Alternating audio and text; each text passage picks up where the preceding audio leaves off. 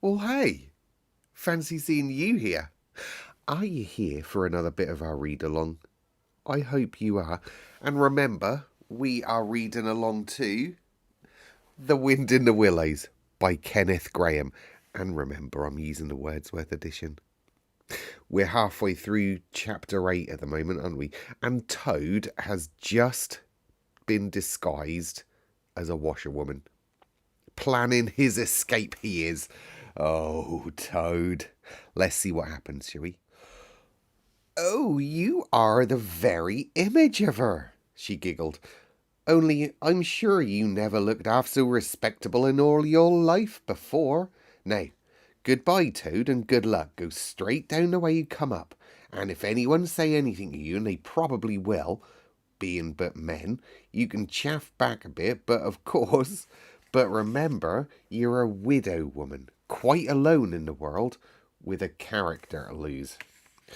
With a quaking heart but a firm footstep, as he could command, Toad set forth cautiously on what seemed to be a most harebrained and hazardous undertaking, but he was soon agreeably surprised to find how easy everything was made for him, and a little humbled at the thought that both his popularity and the sex that seemed to inspire it were really another's. The washerwoman's squat figure and its familiar cotton print seemed a passport for every barred door and grim gateway, even when he hesitated, uncertain as to the right turning to take. He found himself helped out of his difficulty by the warder at the next gate, anxious to be off to his tea, summoning to come along sharp and not keep him waiting there all night. The chaff and the humorous sallies to which he was subjected, and to which, of course, he had to provide prompt and effective reply, formed indeed his chief danger. For Toad was an animal with a strong sense of his own dignity, and the chaff was mostly, he thought, poor and clumsy, and the humour of the sallies entirely lacking. However, he kept his temper, though with great difficulty, suited his retorts to his company and his supposed character, and did his best not to overstep the limits of good taste. It seemed hours before he crossed the last courtyard, rejected the pressing invitations from the last guardroom, and dodged the outspread arms of the last warder, pleading with simulated passion for just one farewell embrace. But at last he heard the wicket gate and the great outer door click behind him, felt the fresh air of the outer world upon him, and knew that he was free. Dizzy with the success of his daring exploit, he walked quickly toward the lights of the town, not knowing in the least what he should do next, only quite certain of one thing, that he must remove himself as quickly as possible from a neighbourhood where the lady he was forced to represent was so well known and so popular a character. As he walked along, considering, his attention was caught by some red and green lights a little way off to one side of the town, and the sound of the puffing and snorting of engines and the banging of shunted trucks fell on his ear. Oh, he thought, this is a piece of luck. A railway station is the thing I want most in the whole world at this moment, and what's more, I needn't go through the town to get it, and shan't have to support this humiliating character by repartees which, though thoroughly effective, do not assist one's sense of self-respect. He made his way to the station accordingly, consulted a timetable, and found that a train, bound more or less in the direction of his home, was due to start in half an hour. "Ha ha! More luck!" said Toad, his spirits rising rapidly, and went off to the booking office to buy his ticket. He gave the name of the station that he knew to be nearest to the village of which Toad Hall was the principal feature, and mechanically put his fingers in search of the necessary money, where his waistcoat pocket should have been. But here the cotton gown, which had notably stood by him so far, and which he had basely forgotten, intervened and frustrated his efforts. In a sort of nightmare, he struggled with the strange uncanny thing that seemed to hold his hands, turn all muscular strivings to water, and laugh at him all the time, while other travellers, forming up in a line behind, waited with impatience, making suggestions of more or less value and comments of more or less stringency and point. At last, somehow, he never rightly understood how, He burst the barriers, attained the goal, arrived at where all waistcoat pockets are eternally situated, and found not only no money, but no pocket to hold it, and no waistcoat to hold the pocket. To his horror, he recollected that he had left both coat and waistcoat behind him in his cell, and with them his pocketbook, money, keys, watch, matches, pencil case, all that makes life worth living, all that distinguishes the many-pocketed animal, the lord of creation, from the inferior one-pocketed or no-pocketed productions that hop or trip about permissively, unequipped for the real contest. In his misery, he made one desperate effort to carry the thing off, and with a return to his fine old manner, a blend of the squire and the college don, he said, "Look here, I've left my purse behind. Just give me the ticket, will you, and I'll send the money on tomorrow. I'm well known in these parts." The clerk stared at him and the rusty black bonnet a moment, and then laughed. "I should think you are pretty well known in these here parts," he said. "If you've tried this game on often, here, stand away from the window, please, madam. You're obstructing them other passengers." An old gentleman who had been prodding him in the back for some moments here thrust him away, and, what was worse, addressed him as "good woman," which angered Toad more than anything that had occurred that evening. Baffled and full of despair, he wandered blindly down the platform where the train was standing, and tears trickled down each side of his nose. It was hard, he thought, to be within sight of safety and almost of home, and to be balked by the want of a few wretched shillings and by the pettifogging mistrustfulness of paid officials. Very soon his escape was going to be discovered. The hunt would be up.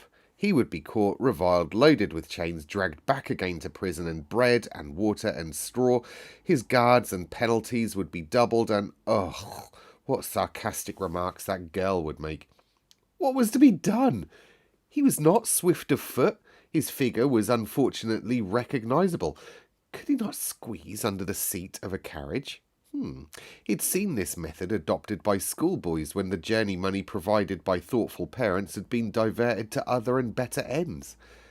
As he pondered, he found himself opposite the engine, which was being oiled, wiped, and generally caressed by its affectionate driver, a burly man with an oil can in one hand and a lump of cotton waste in the other. "Hello, mother," said the engine driver. "What's the trouble? You don't look particularly cheerful."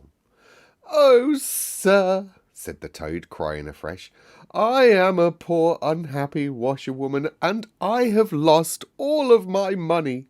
I can't pay for a ticket, and I must get home tonight somehow, and whatever I am to do, I don't know. Oh dear, oh dear." "Well, that's dreadful business indeed," said the engine driver reflectively. "Lost your money? And can't get home? And got some kids too waiting for you, I dare say." "Any amount of them," sobbed Toad, "and they'll be hungry and probably playing with matches and upsetting lamps. Oh, the little innocents! And quarrelling and going on generally. Oh dear, oh dear." "Well, I'll tell you what I'll do," said the good engine driver. "You're a washerwoman to your trade, says you. Very well, that's that. And I am an engine driver, as you may well see, and there is no denying that's terribly dirty work. Uses up a power of shirts, it does, till my missus is fair tired of washing them. If you'll wash a few of my shirts on you get home and send 'em along, I'll give you a ride on my engine. That's against the company's regulations, but we're not so very particular in these out-of-the-way parts." The Toad's misery turned into rapture as he eagerly scrambled up into the cab of the engine. Of course, he had never washed a shirt in his life. He couldn't if he tried, and anyhow, he wasn't going to begin. But he thought, when I get safely home to Toad Hall and have money again and pockets to put it in, I'll send the engine driver enough to pay for quite a quantity of washing. That'll be the same thing or better. The guard waved his welcome flag, the engine driver whistled in cheerful response, and the train moved out of the station. And then as the speed increased, and the Toad could see on either side of him real fields and trees and hedges and cows and horses, all flying past him, and as he thought how every minute was bringing him nearer to Toad Hall and sympathetic friends, and money to chink in his pocket, and a soft bed to sleep in, and good things to eat, and praise and admiration at the recital of his adventures and his surpassing cleverness, he began to skip up and down and shout and sing snatches of song, to the great astonishment of the engine driver, who'd come across washerwomen before at long intervals, but never one at all like this one. They had covered many and many a mile, and Toad was already considering what he would have for supper as soon as he got home, when he noticed that the engine driver, with a puzzled expression on his face, was leaning over the side of the engine and listening hard. Then he saw him climb up onto the coals and gaze out over the top of the train. Then he returned and said to Toad, "That's very strange. We are the last train running in this here direction tonight, yet I could be swearing that I can hear another one following us." Toad ceased his frivolous antics at once. He became grave and depressed, and a dull pain in the lower part of his spine, communicating itself to his legs, made him want to sit down and try desperately not to think of all the possibilities. By this time the moon was shining brightly, and the engine driver, steadying himself on the coal, could command a view of the line behind them for a long distance. Presently he called out, I can clearly see it now. It's an engine on our rails coming along here at great pace. Well, it look as if we're being pursued." The miserable Toad, crouching in the coal dust, tried hard to think of something to do, with dismal want of success. "They're gaining on us fast," cried the engine driver, "and the engine is crowded with the queerest lot of people, men like ancient warders waving halberds, policemen in their helmets waving truncheons, shabbily dressed men in pot hats, obvious and unmistakable plain-clothes detectives even at this distance, they're waving revolvers and walking sticks. They're all waving and all shouting at the same thing. They're shouting, 'Stop, stop, stop.'"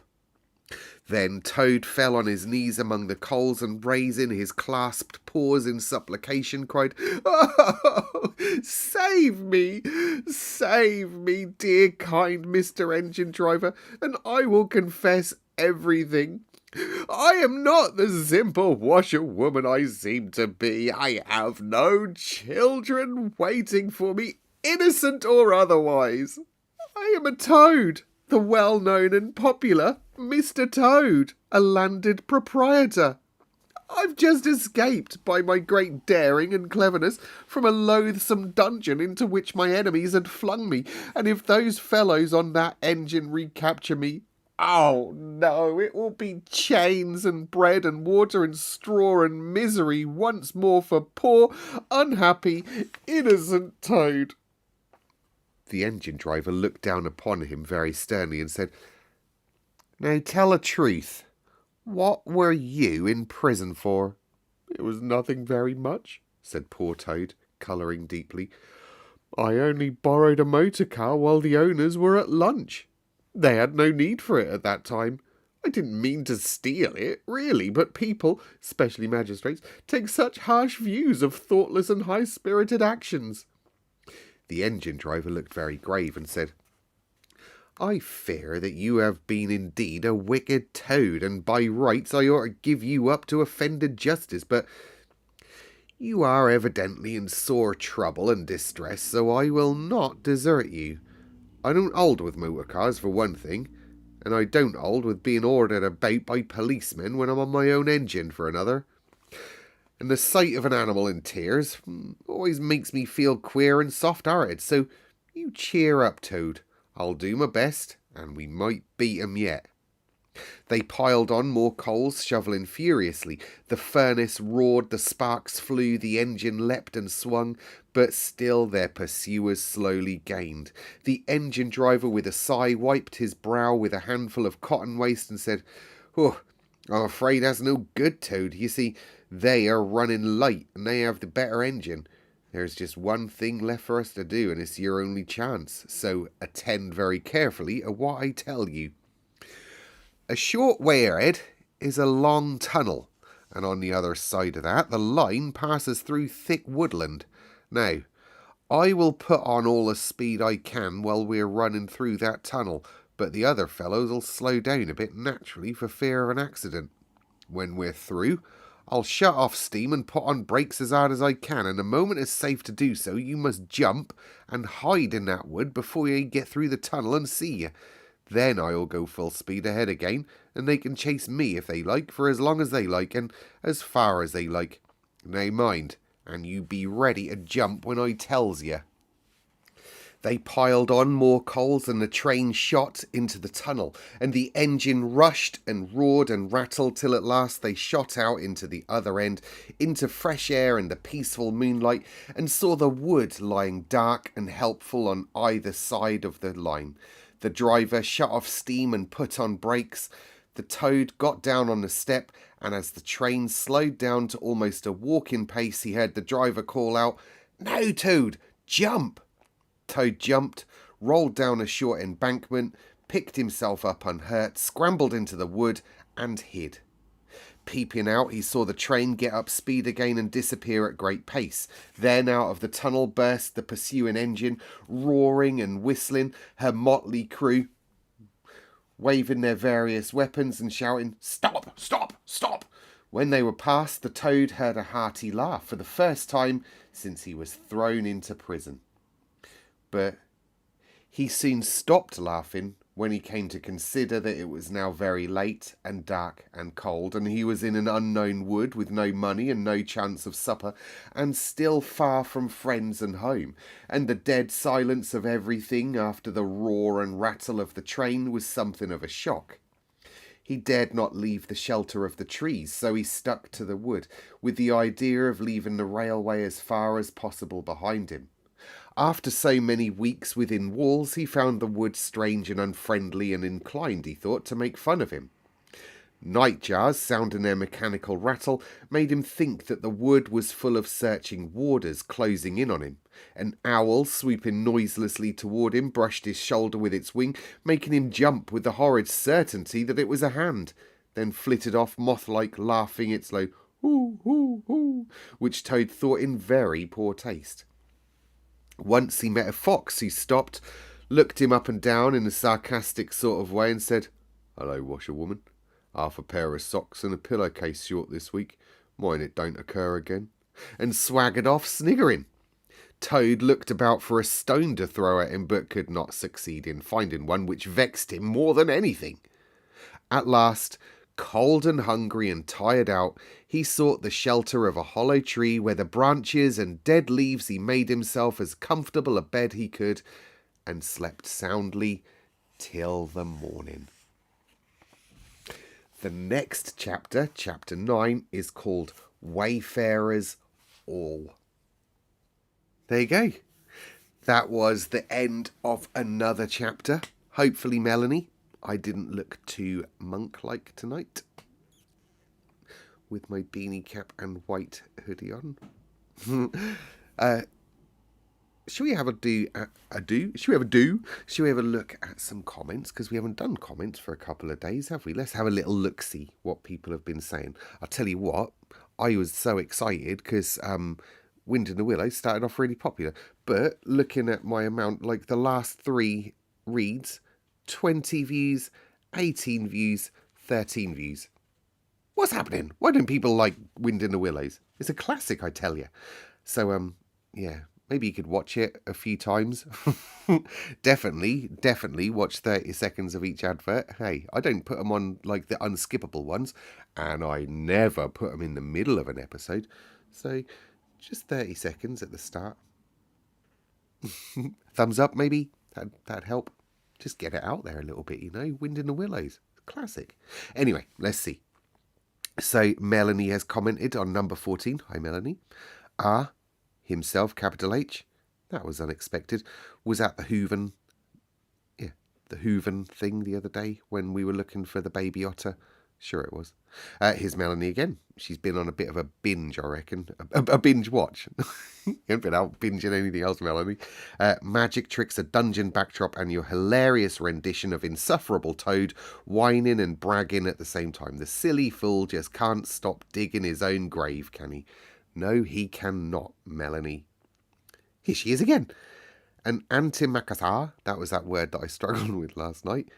It was covering a canary cage, if you remember, is like a doily or a fancy cloth put over the top of an overstuffed chair to keep macassar hair oil from staining the furniture, back when men slicked down their hair in hilarious fashions long before any of us were alive. There you go. You're like a walking dictionary, Melanie. Here's Mary. Thanks, Mr. S. Sounds like you need an early night. I did have an early night, and I slept, well, I did wake up at about, like, my body clock woke me up at about 5:30, but I managed to fall back asleep. Imagine that, Mary. And then I stayed in bed. I reckon it was gone 9 when I got up today. I've had a very quiet week. Today we made it to our church, just a few yards from our door. A remembrance service followed by refreshments in the church. Yep, 11th of the 11th today, isn't it? No, it's not the 11th. That's coming up as tomorrow, but it was Remembrance Sunday today at 11 minutes past 11 is what I meant to say. But that was, yeah, our Remembrance Day today. It was lovely to see so many people paying their respects. Yeah, it started to kind of die off a little bit, didn't I? Excuse the term there. And just wasn't very popular with people not going to do it, to pay their respects, were they? But it has picked up a bit now, thank goodness. A bit later off to a local store for some hedgehog food as I'd almost run out. What do hedgehogs eat? What do you buy from a shop for hedgehogs? I know that there's things that hedgehogs can't eat, but what do you buy for them to eat? We have like a load snuffling about in our back garden as well. We've had up to 3 on our patio, supposed to be a secure dog area, but hedgehogs, however, come in under fences. The poodle would love to pick one up, and she does manic barking at any critters. She's really proud if she catches a pigeon feather off the ground. Here's Melanie again. Of course, with your brown hoodie in that stone background, you look like a little monk. It was a blue hoodie. Melanie. No, yesterday I was sat on the couch downstairs doing a little video for Blake, showing him me playing the Hot Wheels game, and as I was filming this for Blake, I turned and said, "Oh look, there's Zero. Hi Zero," because Blake and Zero are best friends, and then went back to filming the video game. I had a cup of tea in my hand, wearing this hoodie. And Zero, obviously excited by me saying his name, came running over and launched himself onto my lap with my phone and a cup of tea in my hand. The cup of tea went all down this white hoodie. Gosh, which is why I put that old brown/blue one on last night. You see, that was my thinking. And like I said, I've put on this today. I haven't had it on, but I haven't done anything with my hat hair from yesterday, so I put it on today to cover it up. All right, okay, Monday tomorrow. I think I've got a late night tomorrow. I'm off for a meeting tomorrow night, so if I'm not here, you know that I'll try and be the next night, but then the next night I've got a meeting too. What's going on with all these meetings? But I'll try to be here tomorrow night, because like I said, we need to start chapter 9. Look how close we are to finishing. So there's 12 chapters. Tomorrow we start chapter 9. So what's that? 9, 10, 11, 12. That's 8 more Wind in the Willows episodes we're going to do before we start Hogfather. So yeah, I reckon we'll start Hogfather next week. What's the next week? 18th on Monday, isn't it? So yeah, we should be okay then in time for CHRISTMAS, shouldn't we?